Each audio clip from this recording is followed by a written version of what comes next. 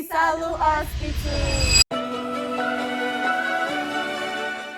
Nigeria's newest multi-specialty hospital located here in Ogba, Ikeja, Lagos. Today, we will be taking you behind the scenes, showing you all the medical facilities and this amazing 7th-floor facility built to enhance the patient care level in Nigeria.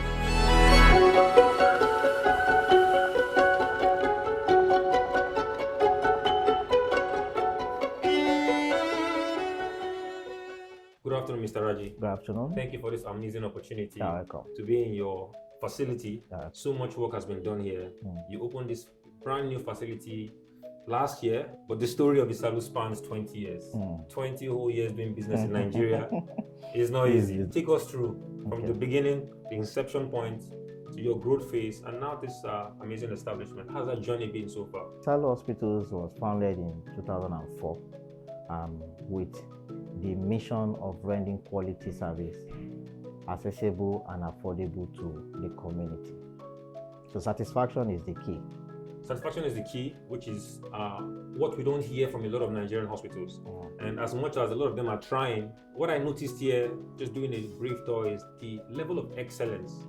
Mr. Raju, what does excellence mean to you? And how come everywhere looks well organized and your staff, everyone is all, carrying that Isalu brand that people have known over the years? How do you transcend excellence from leadership to employees?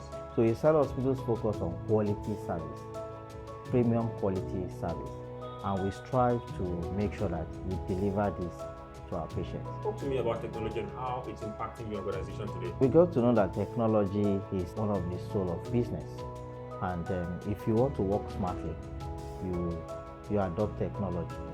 And if you actually also want to deliver what your client wanted, you need to use technology to gather those data to know what they want, and you optimize, enhance whatever they want. So we thought of that, and we invested much on technology.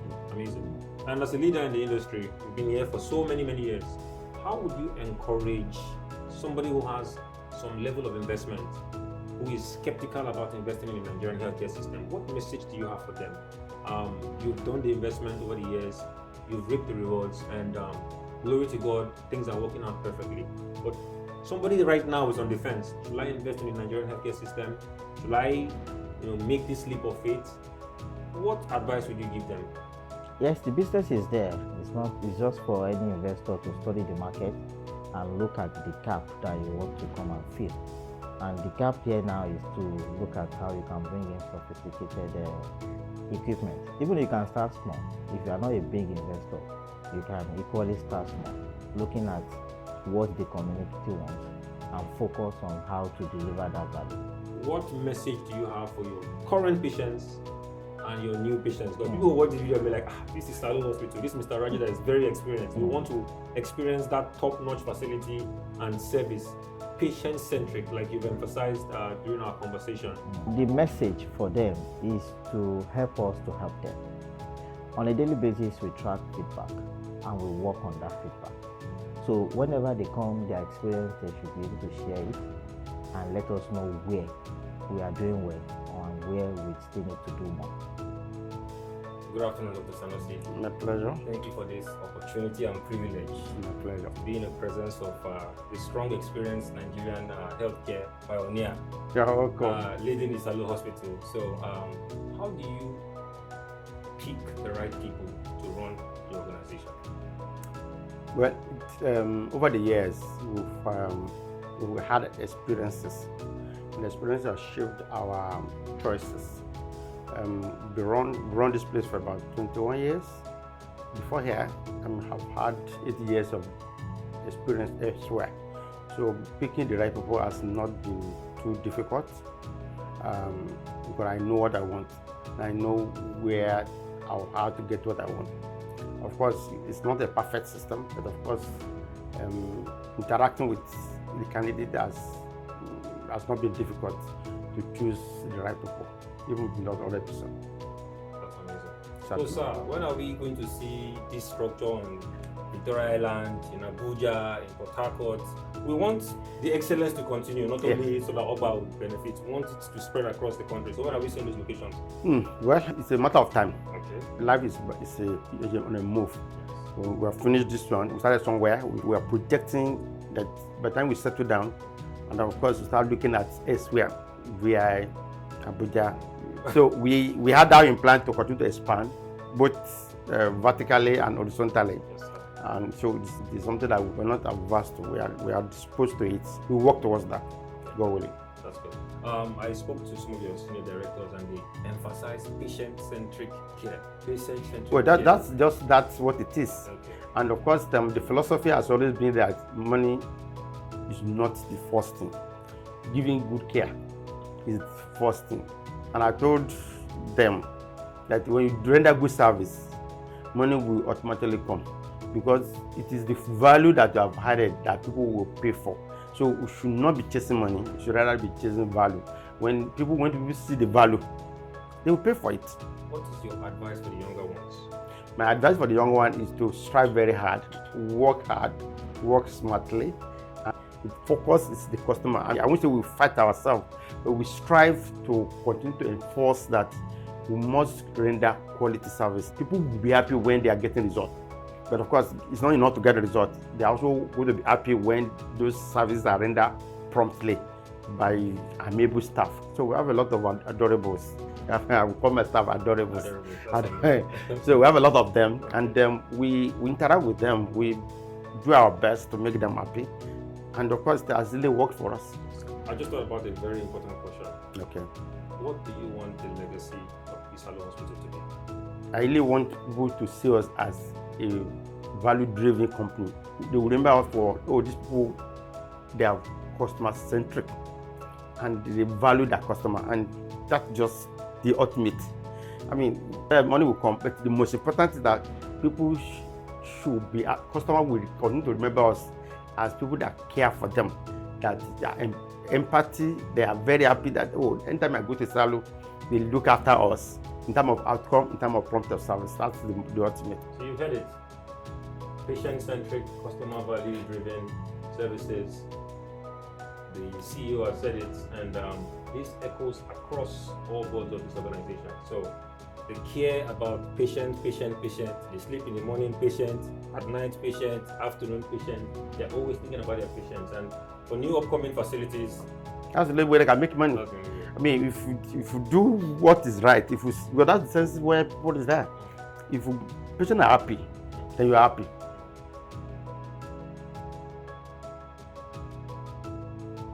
Okay, I am Dr. Fibo. I am the clinical coordinator of the hospital, Isalu Hospital. I will first start off with family medicine. And one of the very important things that happen with family medicine is patient care and having that relationship with your patient. So the first question will be, how do you build trust with patients in long-term care? Okay, that's a good question. Okay, well, patients, we see patients every day. So we have a lot of long-standing patients, especially the ones that have actually long chronic ailments like hypertension, like cancers, and diabetes. So, like going back to your question, how we build trust. Most times, the first thing comes through a good doctor-patient relationship. Striking a good rapport with your patients, that's the initial thing to do. So by the time you are able to strike a good rapport and the patient believes in what you're doing and also has faith in what you're doing, so that actually tries to propagate that long-term trust. A lot of it also offers primary care and internal medicine. Yeah. I have a question specific to that. How do you manage patients with chronic conditions like diabetes, as an example? That with diabetic units here, though most of the primary care physicians like myself and the family medicine that we see most of the patients that come in. And when they come in that way, the first thing you do, they have symptoms. Some of them come with weakness, some of them don't even come with symptoms at all. So by the time you do your sugar levels and it's quite high, so the first thing you do is try and verify whether that patient is actually diabetic, which means you have to do for that test, do an HbA1c, and then try to ask them to come back again, and especially the ones that don't have any symptoms. By the time you do their sugar again serially and it's consistently high, or probably the patient comes to you, is feeling weak, is urinating very often, is always drinking water, that kind of person, it's a very high sugar level, you make a diagnosis of diabetes, and then you start management. Usually, primary care physicians start management first. So you try to, usually, we have a protocol here where we normally start with, if it's an emergency case, we'll start with insulin. But if it's just a normal case that is not, the person doesn't have any symptoms, it's just high, you also start with insulin. You also have to add some oral medications, and by and large, the person will be referred to see the specialist, the diabetic clinic, that's the endocrinologist. We have two of them here that work with us. So from there, you continue the management and all that. So, how do you support pregnant women during labor? Okay, fine. We have a lot of labor cases almost every day, and then a lot of times most of them deliver normally or straightforward delivery, and a few of them get to end up doing surgery, cesarean section. So supporting them when they are pregnant or when they are in labor requires skilled manpower, skilled midwives. We have a lot of them here who are the ones, they are always there. So by the time we admit such patients, they are the ones that take care. And then for each labor case, we have a doctor detailed to each labor case, apart from the specialist, the obstetricians. So we make sure that the doctor is always attending to them, checking them, even as the midwife attends to them. And during each delivery, we have a doctor present there. Just in case you have issues, the doctor will intervene. So these are what we offer support to them. Right, perfect, that's good. And I also know you have offer the cardiology sort of service here as well. Yeah, we do. So how do you explain heart conditions to patients? I know there's some, minor heart, injuries that you can just easily tell somebody you broke your arm or X-ray. But heart condition is very, somebody will get really scared. I hope I don't die soon. So how do you pass that information to them after running your test? Cardiology is a very interesting area because when you talk about heart, people are always people take it very seriously. It's actually a very serious thing because most people that die suddenly, most of the sudden deaths are actually due to heart problems. So by the time somebody comes, you want to, and the person has a cardiac or a heart problem, you want to explain to them that, you have a heart problem. So there's, you have to break it down gradually in a layman's way. Okay, fine. A lot of times, if you're diabetic or if you're hypertensive, we start from there. We have already made the diagnosis, so we have already done the documentation. It's okay, sir, that your BP has been high over time, or your sugar has not been controlled over time.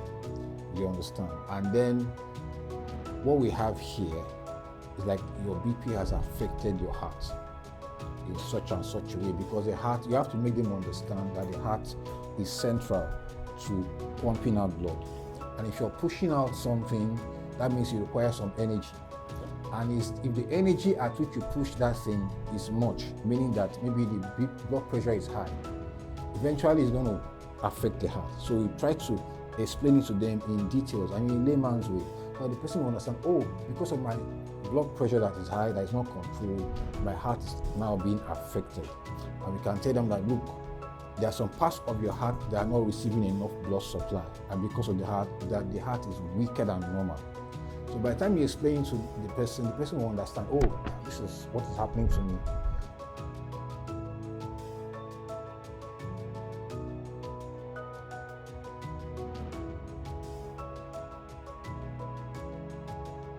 Good afternoon, Dr. Timothy. Afternoon, sir. Good to have you seated here, and thank you for welcoming me to your amazing institution, Isalu Hospital. You're welcome. So one of the services I know you offer is general surgery and special surgeries, right? So I wanted to ask, how do you prepare a patient for surgery? First of all, when we want to prepare a patient for surgery, first of all, we need to establish a diagnosis. We need to confirm the need for that surgery. There are some medical or surgical conditions that you have to meet a criteria first for surgery. And then once the criteria have been met, you can also establish that, there is need for that surgery to take place. Then another factor that you need to take note is that what is the risk and benefit of that surgery? If the risk of that surgery outweighs the benefit, there is no need for surgery. But if the benefit outweighs the risk, there is need for surgery. How do you handle complications during antenatal care? Yes.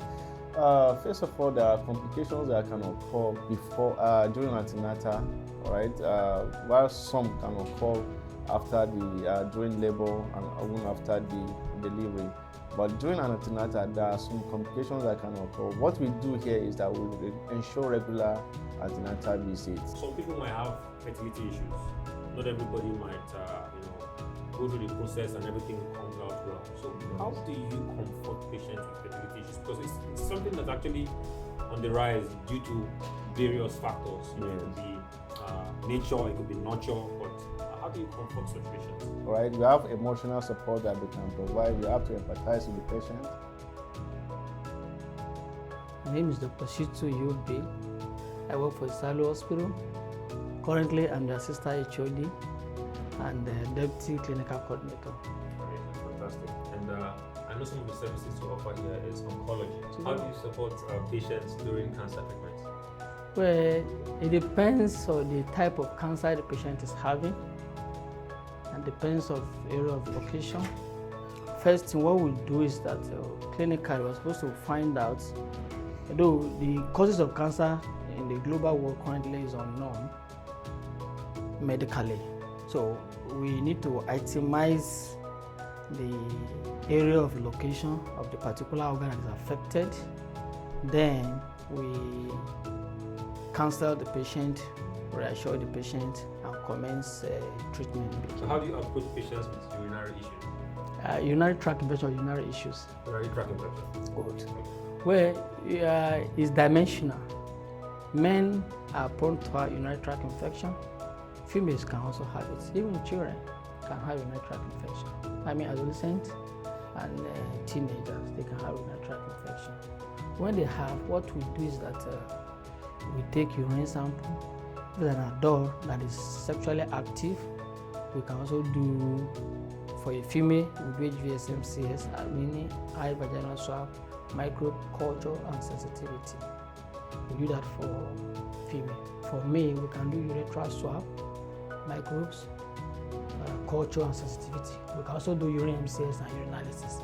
So when the result came out after 48 hours or 72 hours max, then the treatment plan, the antibiotics that the patient is sensitive to and resistant to will be outlined in line with the outcome of the result. So we now choose within the best one that have most sensitivity, then we treat patient on that regard.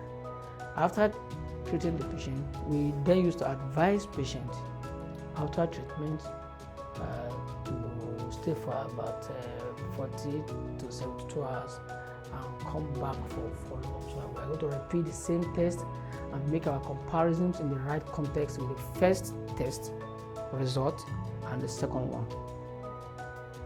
So we now see the need if we are going to increase the dose of the drug or ask patient to stop or do otherwise.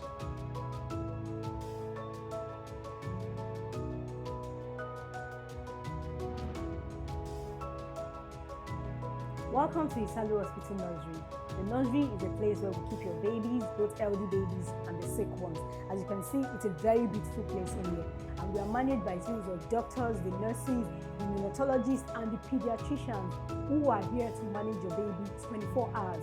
Isalu Hospital runs 24/7. So, I'm going to introduce you to what we do at the nursery at the Isalu Hospital. You can see we have our baby cots where we place your babies when they are born or when they are sick. Then, the most importantly, we have our incubators where we keep the small and preterm baby. So, if you have a preterm baby or you're likely to have a preterm baby, we have our incubators that are ready to care for your baby and until they are able to move out of the incubator. Then we have our CPAP machine, which is the ventilator for those that have babies that could not breathe on their own or that need respiratory support. We have our CPAP machine to support them. Then we have our series of oxygen, a lot of oxygen for babies who have hypoxia or babies who lack oxygen when they are being given birth to, or babies who cannot breathe on their own. We have our oxygen to make sure they are fine. Then we have our phototherapy lights. We all know that most babies come down with jaundice. If you have a baby with jaundice, we have our phototherapy light with good radiances to make sure your baby does not have jaundice or to cure your baby jaundice. Trust me, if you need an healthcare facility who has your baby's management at heart, both your healthy baby and your sick baby, then Isalu Nursery is the best you can trust.